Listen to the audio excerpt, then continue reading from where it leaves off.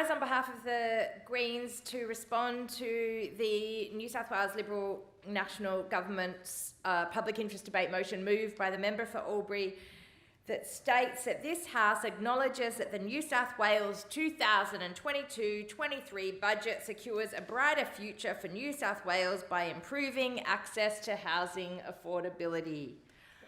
There is one question that needs to be asked, and that is, what planet is this government living on?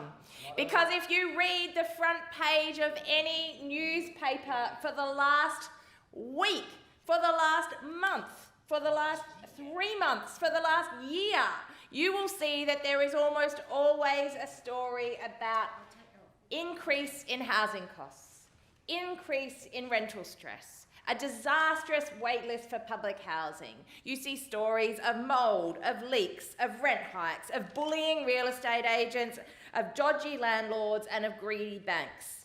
And yet we have the member for Albury in this place on behalf of the Liberal-National Government coming in and say that the aim is to have more people access a roof over their heads, and say that there is no one-stop shop to making houses more affordable.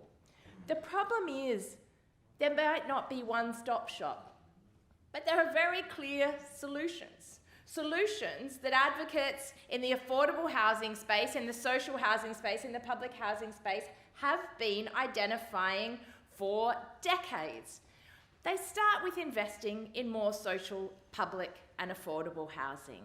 They start with the idea of capping rents, of making sure that we end unfair no-grounds evictions, and ensuring that we don't evict anybody into homelessness.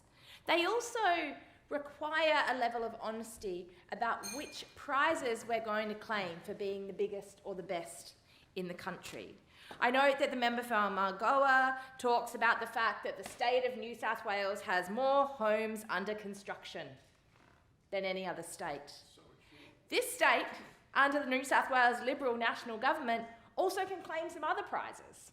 They can claim the prize for the most renters at risk of unfair no-grounds evictions. They can claim the prize for the most renters living under housing stress. They can claim the prize for the most people on the public housing waiting list and for the people that wait the longest on the public housing list. They are all prizes that the New South Wales Liberal government can claim that we are the strongest in the state on, and that is a disgrace. The Coalition's budget has done nothing to address the level of the housing crisis that we have seen in this state. They have done nothing when it comes to renters, and they've been left out in the cold. Rents have risen the fastest in 14 years in cities in regional areas. In some suburbs, the cost of rent has increased by 72% in just 12 months. And as landlords pass on the costs of the RBA rate hikes, renters are being increasingly priced out of their homes in a market where vacancy rates are at record lows. And who's deciding whether or not we increase protections for renters in this chamber? A whole lot of people. A whole lot of people with, when we look at the parliamentary disclosures, own a whole lot of investment properties. And who are the ones? And who are the ones? Who are the ones that we are in a situation in that are actually responsible for the most tenants in the state? The New South Wales government.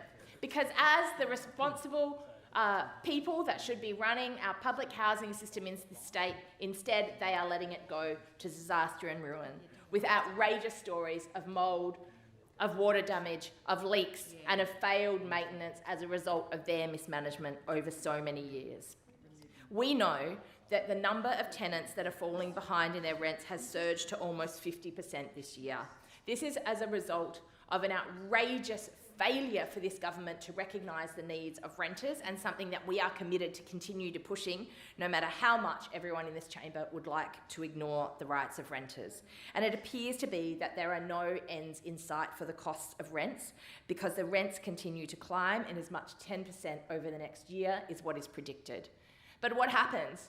Instead of trying to keep public land in public hands to build more public, social and affordable housing, this government is on a mission to privatise more, sell off more, build more private development, hand more profit from people's struggling housing crisis into the hands of property developers and property investors, and it is a disgrace.